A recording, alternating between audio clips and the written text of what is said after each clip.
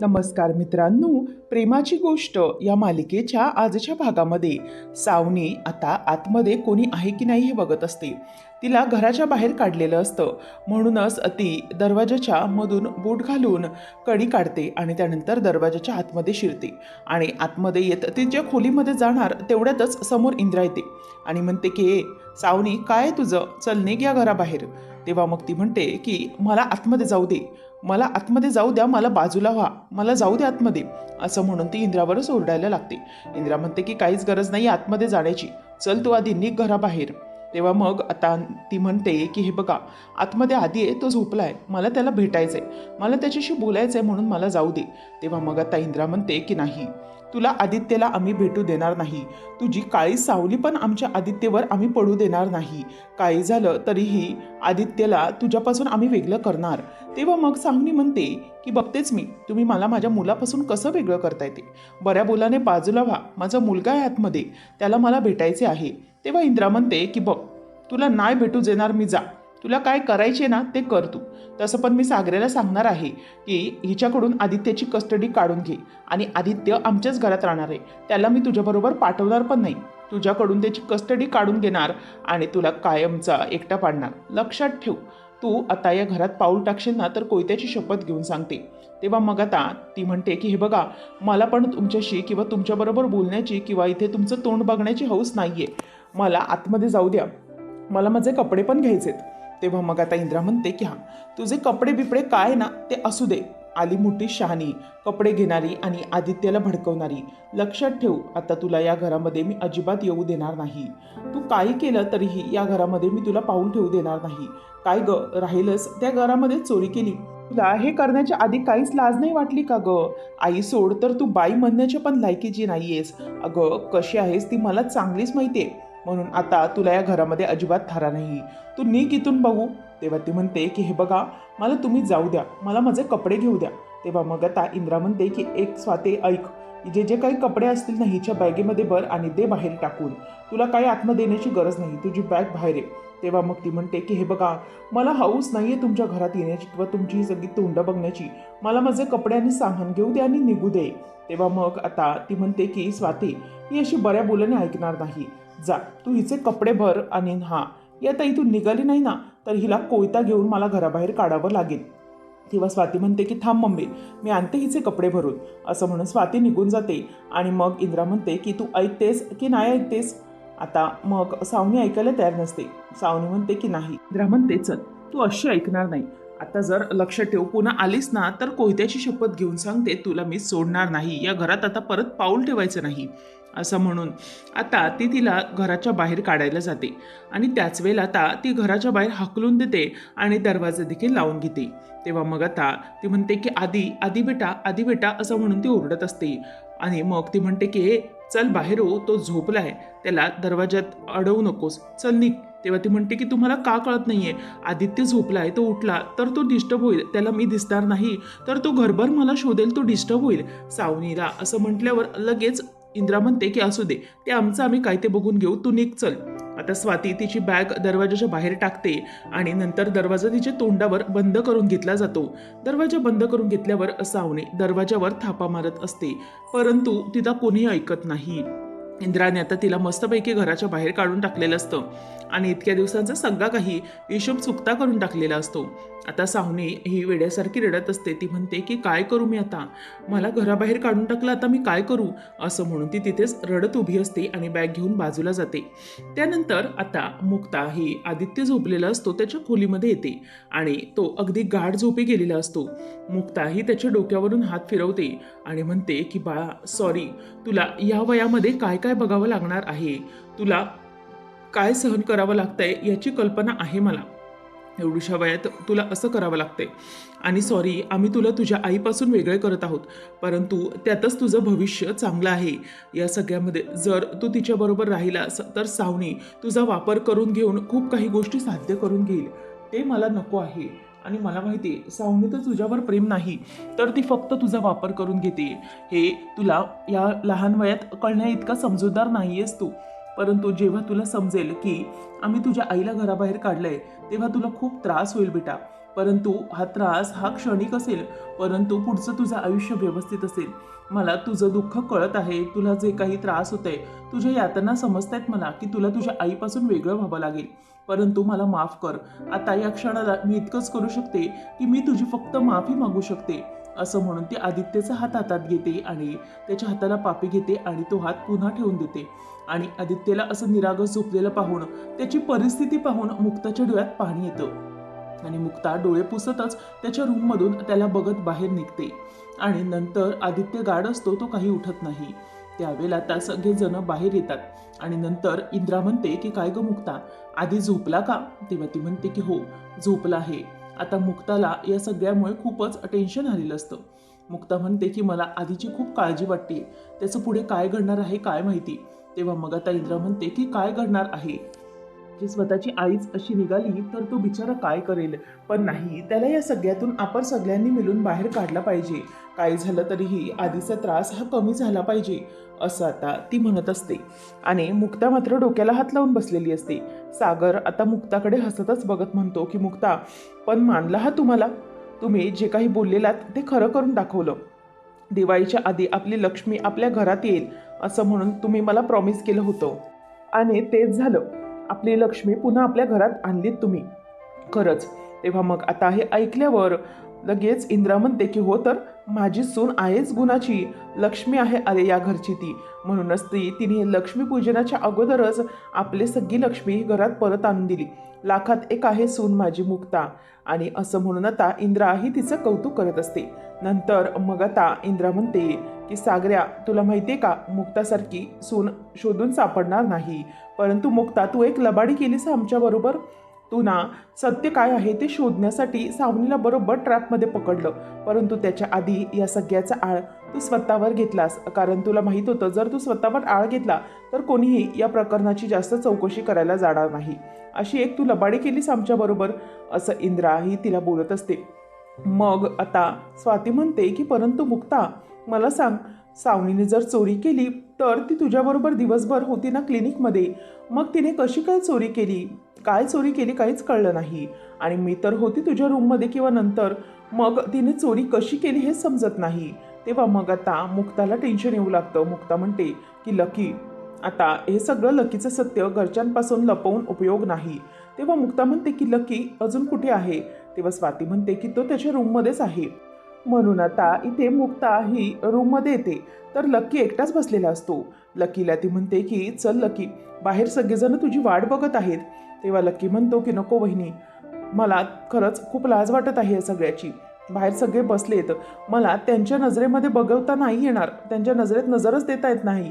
कारण मी खोटं बोललोय ना, मी खरं नाही वागलोय त्यांच्याशी, म्हणून मला या सगळ्याचा खूप त्रास होणार. जाऊ दे वहिनी, असं म्हणून आता तो लांब राहण्याचा प्रयत्न करत असतो. परंतु मुक्ता म्हणते की लकी, असं कसं चालेल? अरे ही तुझी माणसं आहेत ना, मग तुला त्यांच्यासमोर यावंच लागेल, तुला त्यांना फेस करावंच लागेल. असं किती दिवस तू त्यांच्यापासून लांब राहणार आहेस लकी? हे सगळं तुला आता थांबवावं लागेल, त्यांना सगळं खरं सांगावं लागेल तुला. तेव्हा लकी घाबरतो. तो म्हणतो की वहिनी हे कसं शक्य आहे? मला खरंच या विचारानेच भीती वाटते. हे सगळं माझ्याबद्दलचं सत्य ऐकल्यानंतर दादूसला काय वाटेल, घरच्यांना काय वाटेल? नाही, मला त्यांच्या नजरेला नजर देता येणार नाही. मला खरंच स्वतः फेल्युअर असल्यासारखं वाटतंय. मी त्यांच्याकडे काय बघू आणि त्यांना काय सत्य सांगू हे खरंच मला कळत नाही. तेव्हा मुक्ता त्याला म्हणते की अरे हे काय बोलतोयस तू लकी, कसं बोलतोयस? आणि अरे तू तुझे घरचे आहेत ना, कुटुंब आहे ते तुझं, मग ते तुला समजून घेणारच ना लकी. अरे तू विचार कर, प्रत्येक वेळेला तुझं कुटुंब तुला आत्तापर्यंत समजून घेत आलं आहे आणि प्रत्येक वेळेला तुझा दादूच तुझ्या बाजूने उभा आहे, मग तू असा का विचार करतोस? तेव्हा मग लकी म्हणतो की वहिनी, मला या ॲक्सिडेंट नंतर बाप होता येणार नाहीये, मी माझ्या कुटुंबाला तो आनंद देऊ शकणार नाहीये. मग तुला ते नाही कळणार की मला काय वाटत असेल, या क्षणाला मला काय त्रास होतोय ना, तो माझा फक्त मला माहीत आहे. हे ऐकल्यानंतर आता मुक्ताच्या डोळ्यामध्ये पाणी येतं. मुक्ता म्हणते की लकी, हे सगळं तू मला बोलतोयस, हे मला समजू शकणार नाही असं तू मला बोलतोयस, असं म्हणून आता तिच्या डोळ्यात पाणी आलेलं असतं. मुक्ता म्हणते की लकी, याच्यापेक्षा जास्त दुःख काय असतं हे माझ्यापेक्षा कोणी नाही सांगू शकत. अरे आपल्याला एखादं मूल होऊ शकत नसतं, किंवा काय वाटतं, समाज कशा प्रकारे वागतो, कोणत्या प्रकारे हिणावतो, हे सगळं सत्य हे आपल्याला नाही समजणार तर कोणाला समजणार. आणि मला हे सगळ्यात जास्त समजलंय आणि तुझ्यापेक्षा आधी समजलंय. समाज हिणावतो, आपल्याला नावं ठेवतो, बोट ठेवतो. आणि सावनीसारखा बायका तर प्रत्येक वेळेला या गोष्टीवरून मला टोमणं मारण्याचं सोडत नाहीत. परंतु आता हे सत्य मी स्वीकारलंय नक्की. मलाही त्याचा खूप त्रास झालाय, मलाही हे सहन व्हायचं नाही. परंतु मला माझ्या कुटुंबाने, आईबाबांनी, त्याचप्रमाणे तुझ्या दादूसने, आपल्या या कुटुंबाने मला हे सगळं सहन करण्याची शक्ती दिली आणि सत्य समजून घेण्याची ताकद दिली. लकी, जेव्हा आपलं कुटुंब आपल्या बरोबर असतं ना, तेव्हा आपल्याला काहीही कठीण नसतं. उलट आपण आपल्या नकळतपणे त्यांच्या जे काही बोलल्यामुळे आपल्या मनाचा भार हलका होत असतो. आणि तू समजून घे की ह्या ज्या काही गोष्टी असतात ना, त्या आपण एकट्या नाही फेस करू शकत. अरे, मला तुझ्या दादूसने खूप छान सोबत दिली. मला स्वतःमध्ये कॉन्फिडन्स निर्माण झाला की काही झालं तरीही या सगळ्या गोष्टीमुळे मी काही कमी लेखली जात नाहीये. अरे, उलट मी हे सत्य पचवलं आणि ताकदीने माझ्या स्वतःच्या पायावर उभे राहून पुढचं आयुष्य सुरू केलं. या तुमच्या कुटुंबात मी लग्न करून आले आणि सगळं काही माझ्या मनासारखं होत गेलं. आणि तू म्हणायचं झालंस तर एखादं लहान बाळ म्हणजेच आपलं भविष्य ठरवू शकत नाही. तू काय म्हणतोयस की मेल इगो दुखावला जातो? तर नाही, मेल इगो कसा दुखावला जाईल की आपल्याबरोबर लग्न होणारा जोडीदार आपल्याला समजून घेत असेल या गोष्टीवरून तर कशाचीही कमी नसते. आणि तुला असं वाटतंय की मूल होणार नाही म्हणून तुला घरातले किंवा तुझा होणारा जोडीदार हा खुश राहू शकत नाही, अशातला भाग नाहीये लकी. खरं तर मुलीला कधीही मेल इगो नको हवा असतो किंवा तिला मॅन नको हवा असतो, तिला जेंटलमॅन हवं असतो. आणि तुला माहिती आहे का, to be man is very easy but to be gentleman it's very difficult. म्हणूनच मी तुला एक गोष्ट सांगते, मी माझ्या अनुभवावरून सांगते. आमच्यासारख्या मुलींना जेंटलमॅनच हवा असतो, जो तिला खुश ठेवेल, तिच्यासाठी सगळे काही प्रयत्न करेल. भले तू 2 पैसे कमी का कमविनात, परंतु तो खुश ठेवणारा हवा, आपल्या भावनांचा आदर करणारा हवा. तेव्हा मग आता मुक्ताला तो म्हणतो की पण वहिनी, मला याचा खूप त्रास होतोय की मी तिला आई बनवू शकत नाही किंवा माझ्या आजीला किंवा माझ्या आईला नातवंड देऊ शकत नाही, याचा त्रास मला होतोय. आणि आम्हाला असं वाटतं की हाच आमचा मेलुगो आहे, त्याच्यामुळेच आम्ही सुखावले जातो. परंतु या सगळ्या गोष्टी या खूप त्रासदायक ठरू शकतात. पुढे सगळ्यांना मी कसं आनंदित ठेवू शकतो हेच मला कळत नाही, जर मी या गोष्टीच करू शकत नाहीये तर. म्हणूनच मला त्रास होतोय वहिनी. मी कसं माझ्या कुटुंबाशी बोलू, कसं माझ्या आईला हे सगळं सांगू. ही सगळी चूक खरं तर माझीच आहे. हे सगळं प्रकरण झाल्यानंतर मी सगळ्यांची माफीच मागणार होतो, परंतु माझ्यासमोर येऊन दुसरं सत्य उभं राहिलंय वहिनी. मी काय करू ना, माझं मलाच कळत नाहीये. खरंच असं वाटतं की मी आयुष्यात पूर्णपणे फेल्युअर झालोय. तेव्हा मुक्ता म्हणते की नाही लकी, मी तुला सांगितलं ना, अशातला काहीही भाग नाहीये. अरे, तू फेल्युअर नाहीयेस. तुला वाटतंय की तुझा खरा पुरुषार्थ हा आहे, परंतु तुझा खरा पुरुषार्थ हा नाही. तुझा पुरुषार्थ हा आहे की तुझ्या घरातल्यांना जबाबदारीने आणि कशा प्रकारे त्यांना सांभाळतोस, कशी त्यांची जबाबदारी घेतोस, त्यांना कसा आनंदी ठेवतोस किंवा तुझ्या होणाऱ्या जोडीदाराला कसा आनंदी ठेवतोस. परंतु तो म्हणतो की वहिनी, मलाही दादूसारखं व्हायचंय, मलाही घराच्या जबाबदाऱ्या घ्यायच्यात, सगळं काही व्यवस्थित करायचंय, परंतु मला या गोष्टी आडाल्यासारख्या वाटत आहेत. मुक्ता म्हणते की अजिबात नाही. अगरे, जसं मला तुझा दादूस भेटला तसंच तुला दुसरं कोणीतरी जोडीदार समजून घेणारा भेटेल. आणि असं नाही आहे रे की जगात हे झालं नाही तर काहीच होऊ शकत नाही. अरे, असेही व्यक्ती असतात जे आपल्याला समजून, आपल्याला उमजून, आपल्यातला माणूस ओळखून आपल्याबरोबर संसार करतात. आणि म्हणूनच तू या गोष्टीतून बाहेर पड. मला इतकंच कळतंय की तुला या सगळ्याचा खूप त्रास झालाय. थोडं कठीण जाईल तुला हे सगळं सहन करायला, परंतु नक्कीच हे सगळं तू सहन करशील. आणि तुला माहिती आहे, हे सगळं सहन करणारा किंवा साथ देणारा जोडीदार तुला नक्की मिळेल. तेव्हा मग हे ऐकल्यावर आता लकी म्हणतो की नक्कीच अशी कोणी व्यक्ती मिळेल मला. तेव्हा मुक्ता म्हणते की हो, का नाही मिळणार, नक्की मिळेल. आणि तुला माहिती आहे, आम्हा मुलींना ना लहानपणापासून आपल्या बाबांनी तळहाताच्या फोडाप्रमाणे जपलेलं असतं. मग त्यांचं लग्न होतं आणि त्या नवऱ्याच्या घरी येतात, तेव्हा त्यांच्या त्याच अपेक्षा असतात की तिच्या वडिलांनी जसं तिला जपलं तसंच तिच्या नवऱ्याने देखील जपलं पाहिजे. अगदी फोडाप्रमाणे नाही, परंतु तिच्या भावनांचा आदर केला पाहिजे, तिला जपलं पाहिजे, बापासारखं प्रेम दिलं पाहिजे. आम्ही बायका आमचे स्वतःचे कॉस्मेटिक एफर्ट करू शकतो, परंतु जर त्या काजळ लावलेल्या डोळ्यामध्ये अश्रू येऊ नयेत यासाठीच तिचा जोडीदार तिला कामी येतो, असं म्हणून मुक्ता त्याला शांत करते. नंतर मग आता इथे सावनी म्हणत असते की नाही, आता मी शांत बसणार नाही. या कोळी कुटुंबाने माझ्यावर जे काही केले ना त्याला मी आता तोड देणार आहे. आणि म्हणूनच आता सावनी ही आता आरतीला कॉल लावते आणि म्हणते की आरती, मला तुला एक मोठी बातमी सांगायची आहे. आरती म्हणते की मोठी बातमी कोणती? तेव्हा मग सावनी म्हणते की थांब, तू काळजी करू नकोस, मी तुझ्या घरीच येते, भेटते तिथे तुला. त्यावेळेला इथे फोन ठेवल्यावर सावनी विचार करते की मुक्ता, तू मला घराच्या बाहेर काढताय का? तुम्ही सगळे कोळी कुटुंब आता कसे हादरून जाल तेच मी बघते. आणि मुक्ता, तुझी या सगळ्यात पुढची नेमकी स्टेप काय आहे ती मी चांगलीच ओळखून आहे आणि त्याच्या अगोदरच मी ती गोष्ट हाणून पाडणार, असं म्हणून सावनी आता निघते. नंतर सगळेजण बसलेले असतात. मुक्ता आणि लकी सगळं सत्य सगळ्यांना सांगतात. नंतर आता हे ऐकल्यावर सगळे धक्क्यात असतात आणि सागर हा लकीवर हात उचलायला जाणार. तेवढ्यातच आता तो लकीला जवळ घेतो आणि त्याला मिठी मारतो. आणि हे झाल्यानंतर लकीला तो जेव्हा जवळ घेतो तेव्हा म्हणतो की हे सगळं काय, तू मला हे सगळं का नाही सांगितलंस अगोदर? तो म्हणतो की दादूस, मला माफ कर, मला खरंच खूप भीती वाटत होती, तू काय करशील, तू माझ्यावर हात उगारशील वगैरे. तेव्हा मग मुक्ता म्हणते की हेच तर आहे ना, लकी तुम्हाला घाबरतो, तुम्ही हे सगळं सत्य सांगाल तेव्हा तुम्ही हात उचलाल किंवा त्याच्याबरोबर काही चुकीचं वागाल, त्याला घरातून बाहेर काढाल, ही भीती असते त्याच्या मनात, म्हणूनच तर तो तुम्हाला काही सत्य सांगत नसतो.